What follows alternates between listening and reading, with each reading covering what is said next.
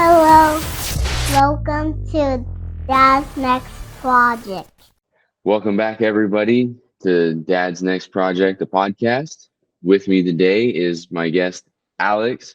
I'm not going to try your last name. There's lots of W's and Y's in there, so I'm just going to let you do that part. And we're going to talk about being dads today. So, Alex, how are you doing? Good, Daniel, man. It's the last name. It looks weird, but once you hear it, it's pretty good. It's Wyrick. Like, why Rick? Why did you do that? So Why, it's Rick? Yeah, that's so straightforward. And some of the oddest looking names are the easiest to say when you think about it. for Why, sure, Rick? man. All right. Yeah, man. I So, really appreciate you having me on this morning. I look forward to a little dad talk this morning. all right, cool. So we're gonna do a little thing that I've kind of started doing is credentialing, credentialing. So tell me a little bit about, your family dynamic, how many kids, what's that look like for you? Yeah, man. I've been married coming up on, we just hit 9 years. I married a girl from Colombia. That'll come into play when you hear later on where I'm at now. So we've been married 9 years. We have 2 kids. I have a 7-year-old son and a 5-year-old daughter. And when I first started this journey, when I first got married, I was a late night Texas Hold'em poker dealer. And shortly after we got married, we had a kid about 1 year after being in a relationship. And I quickly learned working from 7 p.m. to 2 or 3 a.m. was not going to cut it with the newborn. So I had to start strategizing and figure out like, okay, what am I going to do next? So from there, I ended up buying an auto detailing company from one of my friends where we detail cars, boats, RVs. So that was kind of my really first step into like an entrepreneurship kind of journey. So that started when my son was about 1 year old. So that started the journey of figuring this all out and taking one foot into the entrepreneurship world. From there, I had that company. I recently just sold it about 6 months ago. But I started doing that, and about 3-4 years into that, and then as my son was getting older, I realized my passion wasn't really truly in that. It was just merely to make ends meet. Yeah. So I started trying to figure out what I really wanted to do and what my passions were and what could work while also building a family. So I call it, I went down the podcast university route. I got hooked on podcasts. A lot of people get started with Joe Rogan. I started listening to him, and then that leads you into rabbit holes of all sorts of other people. So Oh yeah. that started me on this whole, I call it podcast university, because the good thing about the detailing is there wasn't a lot of conversational talk with my customers. It was like, I get the keys and then I'm working for hours. So I basically put my headphones in, and for 8 hours a day, I had my choice of either educational podcasts, comedy, like I had my pick. And I got hooked on self-development, self-improvement, fitness, nutrition, biohacking, like all these really fascinating things. And it's fascinating because throughout school, I was never interested in the traditional educational system, learning all that stuff. I just felt like I had no use for it. But I did find out once I found something that I really clicked with, that it really just like, I was just a sponge. I was just absorbing everything. So that got me into, I ended up starting my own podcast because I was coming home after a full day of work, and I was telling my wife about all this, like, oh, this, did you know that you could do this? And you can go to, talking about all the stuff that she was just not interested in. She's like, honey, I love you. I love that you're learning all this stuff, but I just don't really want to hear about it. So I'm like, well, I got to find an outlet to be able to talk about this. I was so excited to learn all these cool things. So I started a podcast myself. And that led me into kind of step by step on kind of where I'm at now, is I started laying the framework of what I was passionate about, what I wanted to do. So from there, I also picked up ultra running. So I was always an athlete when I was in high school.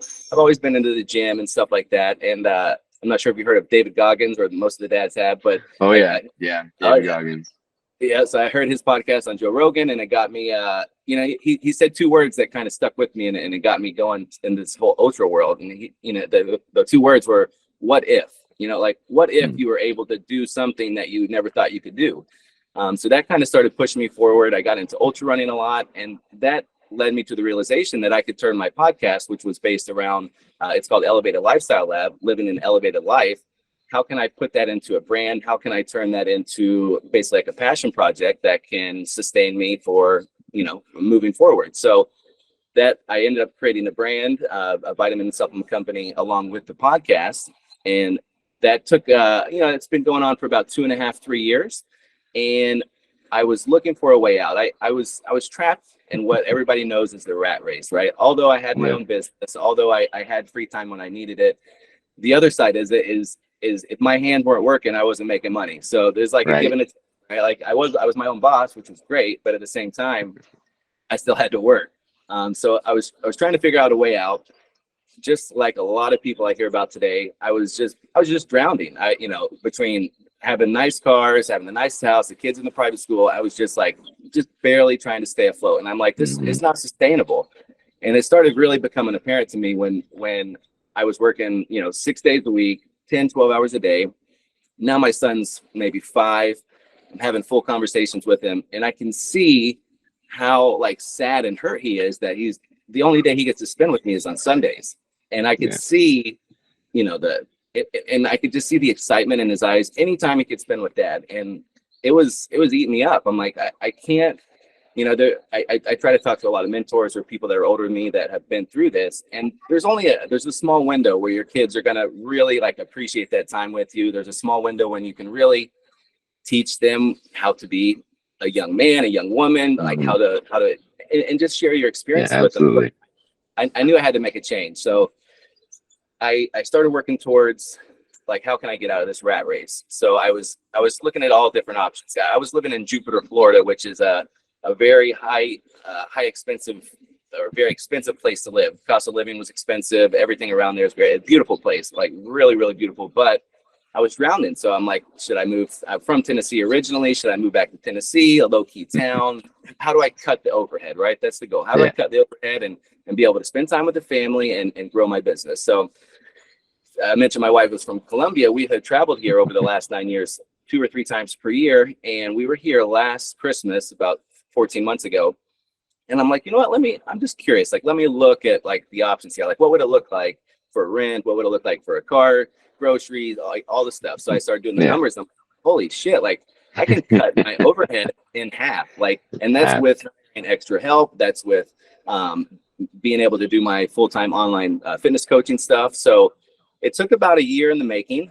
We started, looking at how to do it all, because, if you're here for more than 6 months at a time, you have to get the visa. You have to, my wife had to get her full citizenship in the US before she could leave for more than 6 months at a time. So there's a lot of homework to go into it, a lot of research. So it took about a year, and I was also building the fitness coaching company at the same time. So it took about a year or so, and fast forward, we started this about a year ago, the work, and we were able to pick up, move everything this past December. So we've been here for about 4 months, and that's where we are now, man. All right. So I used to work in a casino once upon a time. So I encourage anybody who's working in a casino to do whatever they can to get out. Yeah, for sure. Absolutely. Well, I mean, and dealer's not a low-paying job. If you're, if the players like you and you've got a good personality, which I mean, I'd sit at your table just from this conversation we'd have. But yeah, like that environment, just get out as soon as you can. I met my wife there too, but it's not the only thing, not the only real good thing I got out of it. A couple of good friendships, my wife, and moving on. Now. So how has the move to Colombia improved your family dynamic? Your time with your kids, and I see some stuff from you where you guys are, you're walking the beach and you're doing cool stuff. So yeah, I mean that was my main focus when I decided to make the move, or even before we decided to make the move. I knew that I wanted to start building family traditions. I wanted to start building memories with the kids and start doing things in order for me to teach them life lessons, right? Like in order to show them and give them different experiences, we have to be able to spend time together. Going back to like Podcast University, I was listening to several guys that talk about, one guy went to a program where they work as a family and they break down like they help you build your family values. Like, what does your last name stand for? Build a family crest. Like, what are the traditions that you and your kids, like, what do you appreciate? Everybody's different, but it puts you down this rabbit hole of like searching, like, well, what does it mean to be, my son or a Wyrick, and what does all that mean? So it really got me thinking of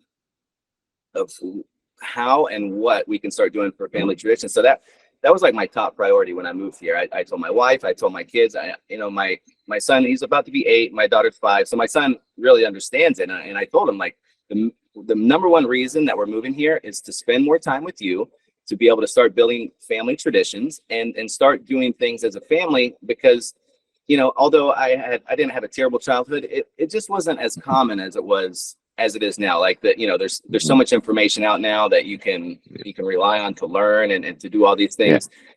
My parents did the best they could, but I knew that I wanted to do more. I knew that I could do more.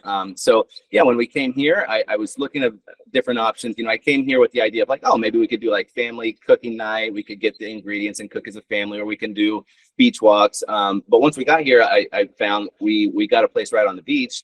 And we started walking on the beach, and we started finding these little, they call it sea glass, just little broken pieces of glass that get washed up through the sand, and it gets polished and soft, and it looks cool. And we started finding a ton of it. So I'm like, all right, cool. They love the beach. So we ended up started going there on Saturday and Sunday mornings, started collecting the sea glass, and that became like one of our family traditions that we started doing. Cool. So on top of that, and it kind of carries through everything, right? So we would start collecting the glass, then we'd come back home, we'd wash it, we'd organize it. And then from there, what my mom just got my son a cooking book, because she started taking a cooking class. So it started, we started doing Sunday day cooking. So my son would pick the dessert recipe, my daughter would pick the lunch that we'd make, and we would do that as a family. So we're slowly starting to incorporate these things, and they look forward to it, man. Like it's, it goes back like what I've learned over the years. Like, it's as much as maybe we want to buy them stuff or do them stuff, the simplest things make them so freaking happy, dude. Like the other night, it was maybe 2 months ago, we were sitting around. It was like a Friday night. I turned the speaker on. They got some new favorite songs. We were like, turn up the music. We were coloring. We were doing arts and crafts. We were just doing kid stuff, right? And my son looks at me, he's like, Dad, this is the best night ever, right? And we weren't doing anything crazy. We weren't riding wave runners. We weren't going and traveling. We were just sitting there having fun, doing what they love. And the more and more I realized that, it's just like playing tag with them, just like doing the most simplest things is the most rewarding to them. And and you learn this over time is sometimes we get caught up in our own life and our own business, and we kind of brush off maybe what they're saying to us, or like, oh, that's great, okay, let's go, guys, and you kind of miss what they're trying to like share the moment or trying to learn from you. And that was my biggest thing here is like, when I'm with the kids, I'm putting the phone down, right? Like social media, I do that while they're at school. When they're home, like the phone's off. It's not off, but I'm not scrolling through, right? So those are the kind of things that I'm really a parent, and I'm trying to be really present. So family traditions, being present with them right now, and really trying to focus on teaching them life lessons. And I've really been trying to, like when they ask me simple questions, whether it's about school or just something, I really try and think of a creative way to tell them a story that might relate to something that happened to me, right? Like if they told me a story about what happened at school, and I'm like, you know what, that happened to me.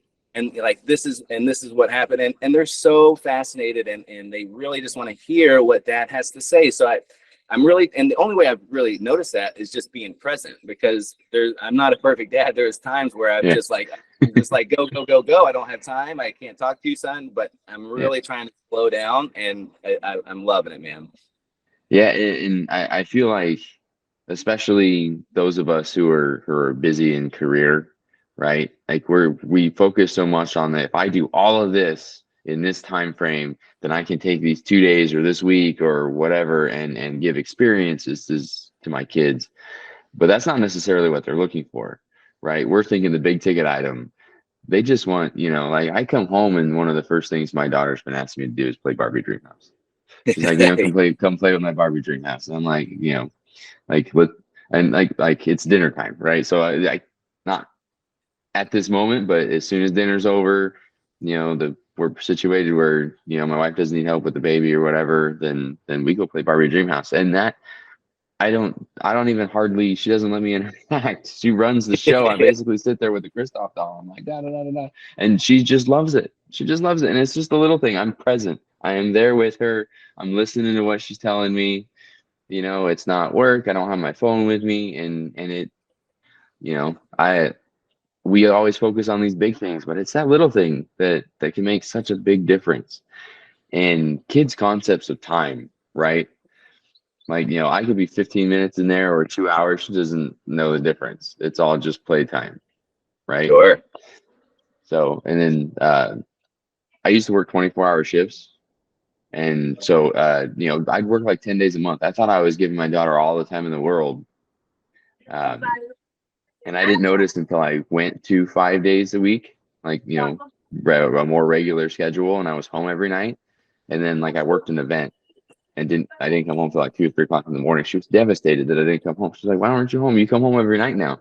Like I used to spend all this time with you, and you know, like now I feel like I'm getting a little more and whatever. And but just that one day just devastated her. I So know. like the time is just their concept of time and relationship and all of that is just so different than what we are thinking. That you know, being present and picking up on those vibes is so important. So boy dad, girl dad, how much did your daughter rock your world from what you thought you were getting out of a kid when she showed up? Well, man, they're and between the two kids, they are completely different. Like if you look at me and my son, he is the spitting image of me, man. We have the same freckle on our butt. We have we are we are like identical, man. Personality wise, like he's hard headed. Like I'm talking to the T. We're the same person. And then when my Mm, daughter, complete different, man. Like I mean, it's just the way that you want to teach her compared to him, the way that you want to show compassion and show love, like it's completely night and day. Because with my son, since I know that he's me, I almost on certain situations I have to be very stern, I have to be very strict, I have to be very disciplined because you know he's just like me. You can tell him don't do this, but he's going to turn around and do it. He's got to learn for himself. He's that type of person. Exactly how I was. I know that. yeah, So yeah. a different parenting style compared to my daughter. My daughter is way more independent. She can go into her room and play by herself, no problem. She doesn't even like candy. My son's like a candy addict. Like they're this complete night and day difference. And it is the way, you know, like a lot of dads say, like the way the daughter hits your heart is like, of course, Mhm. love for the kids, both of them are over the moon. But with the girl, it's just she's so precious, she's so sweet that it's just, and it helps to do two kind of almost two style of parentings, right? Like Yeah. almost two different ways to discipline, two different ways to communicate. And it really but I don't think I would notice that if I wasn't as present, right? Like exactly what you said about playing dolls with her. Like my daughter is like such a princess, and you're Hmm. right. Like that and trust me, I hate playing dolls. I hate it. I hate it. But Right the there with reward, you. if you can just stay in the moment, like we were playing last night with it, and if I, as long as I'm present and I'm watching her and her imagination work, and like you know, she's just about to be 5, so it's a similar age to yours. Their imagination's just running wild, and the words they're starting to come up with, and the stories they say, and like you said, I don't even have to say Hmm. anything. Just to move the little doll around, and Yeah, she takes the whole story away. yeah. It's daddy. Your doll sits over here now. Yeah, Like, yeah. All of these are gonna do a thing. Your doll sits over here now. yeah, man. Yeah, and the difference in the son and the daughter, it's two different styles of approaching, and I think it's healthy that way. I think it's good for us to learn that. But yeah, she melts my heart, man. It's hard to say no. It's like it was funny. I think it was like a year ago. My son would come up and ask me for something, whether it's like, oh, can I go play or can I have a piece of cake or whatever? And I'm like, no, you can't do that. No. And then my daughter would come up and ask like the same question. I'm like, sure, of course. So she knows the Yeah. heart she's full on, you know. Oh yeah. Oh yeah. Yeah. Mine. You know, being 5, my oldest. They're both girls. She's last night. We just had that conversation of the stop, don't do that, but knowing she's not gonna stop, she's gonna do that. So Yeah. yeah, it's fun. And then you know she puts that little pouty face on and gives you those cute little twinkly eyes, and you're just like, I, you can't, you can't jump off the roof, sweetheart. I mean, she wasn't, but that's like, you know what I mean? It could be something as absurd as that, and she's just like, but daddy, and you're like, Yeah. ah, well, go ahead. Right. I For guess so. sure, I man. can't say no to that face. But yeah, so that's cool, man. The differences. Um, with your move, obviously for your daughter, probably not as big of a transition into to how she does her daily life. She's just like, oh, we're not going to be in this house anymore. We're going to be over here. Okay, cool. But for your son, he was old enough in that move to be more aware on what you guys have going on. How is he vibing with all of that? Yeah, I was worried about it, man, because even as a kid myself, my parents were divorced, and I would live with my mom one year, my dad another year. So I was switching schools. I mean, I switched maybe 8 or 9 times. So I knew the possibility of having a negative consequence by doing that, right? Because he had just like, well, not just for the last couple of years we were there, he had really grown a lot of friendships, and even us as parents, we were friends with their parents, and we had like a whole little community going on. So Yeah. I was very worried about it. I tried to approach it even, 6 months before we even came here.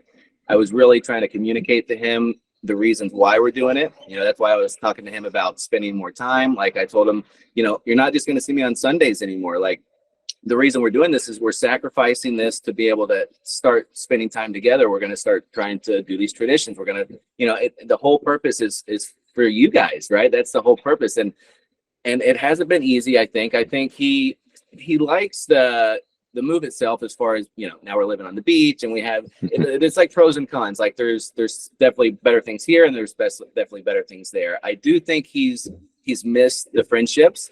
Moving here to a country where it's primarily Spanish speaking has been, I think that's been the hardest thing for him. Although he's at a perfect age, he's already like really speaking Spanish almost, right? But I can tell that it kind of makes him uncomfortable. And I know how it could feel. Like you don't really bond over friends if you can not communicate as well. You don't share the same interests, and he came from a different country, so it's going to be different relatable things and like different things. So I think it's been difficult. He's never liked school. He didn't like school in the States. He doesn't like school. So that's been like the biggest battle, is just trying to keep him motivated and trying to like enjoy school. So it's kind of a work in progress. That's why I've really been like almost trying to do extra things with him and really try to be there for him, and I know sometimes when he's acting out, it's because, maybe he wishes he was back home, or maybe he misses his friends. So, I really try to work on that with him, but I keep trying to tell him, the reasons why, the reason why we did that, and the benefits that he's going to get from it. You're going to be able to speak Spanish. You're going to have friends all over the world, and trying Right. to tell him the positives about it. And I also give him some hope as well. We're going back to Florida for a month to stay with his grandma and my mom for a month, and just try to keep encouraging him in the most positive way, because I know it can be hard, especially for a young boy. Like you pull him out. I think that was like maybe the oldest that maybe strategically you could do that. He was 7 when we moved. I think if he was any older, it might have been more of a detriment to him, because as you get older, it's really hard to get you finally start getting friends at school. You finally like feel comfortable and excited to go play with all your friends, and then that all goes away and you got to do it again. It's like, oh shit, so it's been touch and go. I think it's a work in progress for sure. Yeah, so I think you did the timing just about right. I was uprooted unexpectedly at about 10, and it was very, very difficult for me Yeah. at that age, right? Yeah. Like, I mean, it was just state to state, went from mom to dad, kind of unexpectedly, and got thrown into a situation I wasn't happy about to begin with, and then no friends, whatever. So, but I think, just based off of kind of how my 5-year-old is, and, maybe the differences kind of, you're probably right in that window where you did it just in time. Yeah. Just in For time. sure. So now my other question for you is, are you learning Spanish or do you Man, know it? no, I've been trying it, and it's true. The older you get, man, it's definitely harder to learn. the I can get by. Because we would travel here before we moved here. We would come here for like a month out of the year. Like for Christmas, we'd come here for like the whole month of December. And what I realized, it's easier to pick up on what they're saying by reading what they're doing, right? If they're talking about a certain issue, like I know keywords, like if they're talking about the pool or the ocean or going out to the park or to the grocery store, like I hear that one word and then I can kind of rely on like facial, like whatever they're talking about. But Yeah. to answer the question, no, I don't know Spanish too much. Poquito, I know poquito, and I'm, I'm definitely trying to learn it because now my kids, you know, even my daughter now, they're both speaking. You know, they're not fluent, but they're definitely, you know, like it's funny. We'll go to the store, we'll go different places. I'll have my son with me, and people will speak Spanish to me, and I'm just kind of like, and my son will be like, "Dad, he's asking if you want water." I'm like, "Okay." So I got my little translator with me, but Nice. it's hard. It's because you know it's just like anything else. It's like repetition. Got to use it every day, and so that's a work in progress too. Yeah, you're probably not far off from your entire family having a conversation without you. So you're gonna have to pick it up pretty quick because you know your 7-year-old's learning it and the 5-year-old's gonna pick it up just because she's around it. Oh yeah, right? She's at that age where she just learn a thing, right? Yeah, they soak it you up. better Yeah, you for better sure. you better take a break from the podcast and be listening to some language learning program. Yeah. Yeah. So, all right. I thought I had another question, but I forgot what it was. I keep telling myself I'm going to take notes, and then I just don't. And then, Dude, I know how it is. I know how it is. You get going. As I'm talking, you might think of questions, and then at the end, you're like, yeah. "Oh my god!" I had a question. I've done this every single time, and it's usually about now. Like the conversation gets so much steam, but we're coming into that area where we've got time for like one more decent one, like good one before I ask you my closer, and Sure. then right. Yeah, I would say I'll tell you a quick story that I think is important for parents to pay attention to. It happened about a year and a half ago. My son was in summer camp, and I had picked him up from my mom's house. We were driving home. We had both kids and my wife in the car, and I was listening to my son talk, and he said the word stupid, and he was only like 5 at the time, and I'm like, oh, do I, you know, like let's not use that word. But it got me thinking, like in the context he was using it, I'm like, that's kind of weird. So I started asking him other questions like, well, hey man, like what's going on? Like, where did you hear that word? Like, what I could tell just barely, like something was off. And the conversation led to he was being bullied at summer camp. And so we ended up calling the place, figuring out there was this one kid there that was kind of bullying all the kids. And I almost didn't catch it. And I think that happens so much, right? Like the kids they don't want to tell you, but they're telling you, right? In a very low key way. And it goes back to just trying to be present. Like I'm not perfect. None of us are perfect. We can't always be present, but I think it's important to try and always listen to underneath what your kids are trying to say, right? Like, you know, and it's more apparent than ever right now that kids are being bullied left and right, that they're having issues that they're not speaking up about. So I think it's very important now for us dads to like always have that in your head, like always be processing the words. Like if they're saying something new, if they're saying something mean, if they're saying bad words, like where are you learning that? Why are you doing that? Like try to, and you don't have to ask it in like a disciplined way, but almost in like what's going on, man? Like talk to me, you know? And so I think it's really crucial for us as parents to have that in mind, is like always be curious, always be skeptical of like if they're doing something out of the norm, like maybe there's not, but maybe there's something that they're not happy about. Maybe there's something on it that's not going their way. And those are really great times for, you know, life lessons and really to be able to help them out, you know? Yeah. Full circle back into the presence and the connection, and then being able to pick up on those little itty bitty differences in their attitude or demeanor that you might not notice if you weren't present with them every day. Absolutely. So Alex, this is a great conversation we're having, and I've got one last question for you. What does Dad's next project mean to you? Well, Daniel, I think it's amazing what you're doing with this. I think it's crucial in today's time to have other dads to hear their stories, hear their struggles, and hear how they can do better and what they learn in the process. Because I feel, you're probably in it right now. When you first have kids, you just feel like, what the hell am I doing, right? Like, and I feel like Dad's Next Project is important.